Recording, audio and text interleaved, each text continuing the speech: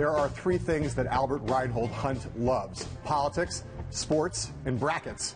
Somehow he found a way to combine all three in a story on Bloomberg View that we absolutely love, and I shouldn't say we absolutely love, I absolutely love. Al, it's great to see you down there in Washington, D.C., and really great to see you in the context of being able to talk about sports that doesn't have to do with a topic that divides us so profoundly, baseball. We can now talk about basketball. You like college basketball, and you've taken the concept of the bracket, concept of the NCAA tournament, and applied it to presidential politics. So there's 4 brackets, start at the top, and go.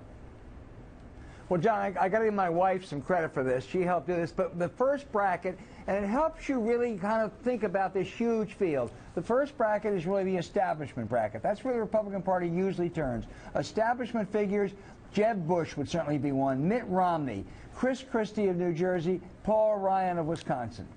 Okay, that's a very strong bracket. But Al, before we move on to the next bracket, just tell me how you think that bracket shakes out. Who's the strongest candidate / team in that bracket?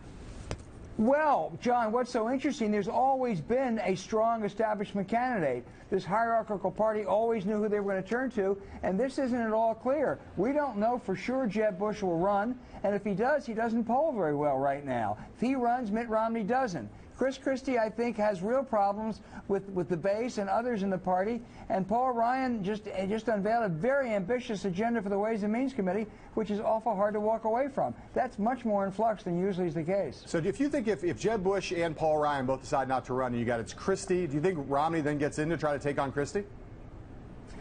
I'm not sure. I would guess probably no, but I'm not sure. All right, let's move on to the second bracket, the fresh-faced Midwestern governors. Go through those for me. You know, this is the one that actually scares Democrats if any of these guys really take hold. There are 4 Midwestern governors, all of whom have won impressive elections, 3 of them from blue or purple blue states. Scott Walker of Wisconsin, 3 election wins in the last 4 years. John Kasich of Ohio won a resounding victory, got 26% of the African-American vote, won the union vote. Mike Pence of Indiana, darling of conservatives, but also a guy who governs, and Rick Snyder of Michigan. If any one of these guys takes off and goes against Hillary Clinton, they can really create a case of the future versus the past. Do you think there's any chance Snyder will actually get in, Al? I would think not, but, you know, our friend Fred Davis on election night said don't count it out, and Fred Davis knows a lot more about Rick Snyder than I do. Okay. Let's move on to that third bracket, the hard-right base pleasers, as you call them. Give them to us. Right. Well, these are the guys that will feed the red meat to that party, and that party base is still pretty large this year. Ted Cruz is the top of the list. He really knows how to dish out red meat.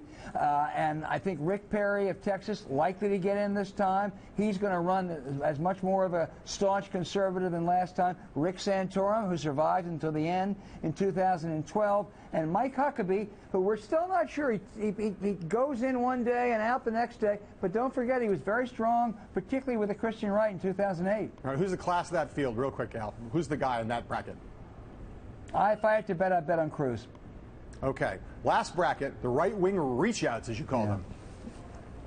Well, John, these guys are just as conservative as the base pleasers, but they do it in a different way, and they do try to reach out. Rand Paul, who's spoken at Berkeley and the NAACP and Howard University, libertarian who has a somewhat different perspective. Ben Carson, who is a black neurosurgeon, far more formidable than some of the previous African-American Republican candidates like Herman Cain. Marco Rubio, who, even though he doesn't like to talk about it now, Hispanic-American, led the effort for immigration reform unsuccessfully last year. I mean, those are really all interesting, very, very interesting figures. And Bobby Jindal, an Indian-American governor of Louisiana, they really present a different style than the hard-right Ted Cruz's of the world. Okay, Al, I'm going to ask you a last question here. If you could play Rand Paul would be the favorite in that group. Which one would be? Rand Paul would clearly be the favorite in that group. If in every other past year, a presidential cycle, the establishment bracket always wins. Whoever wins that bracket becomes the nominee. Will we see a deviation from that this time? Someone from one of the other brackets claiming the nomination? If I had to bet this time, John, I would say yes. Wow. Maybe not the ranch, but I think the establishment is weaker than they have been. The establishment bracket is, and some of the others are stronger and more formidable than they've been before. Paul and Cruz themselves are a lot stronger than some of the right-wingers that ran in 2012. And John, finally, we could go to April, just like March Madness in basketball, and have a Final Four, say Walker and Bush and Cruz and Paul. Boy, would that be great for us. Al Hunt, I look forward to seeing you in the California primary, hopefully in May or June, when it's all the way down to the wire. That is an incredible prediction you just made, breaking with tradition, breaking with precedent. Al Hunt, thank you so much.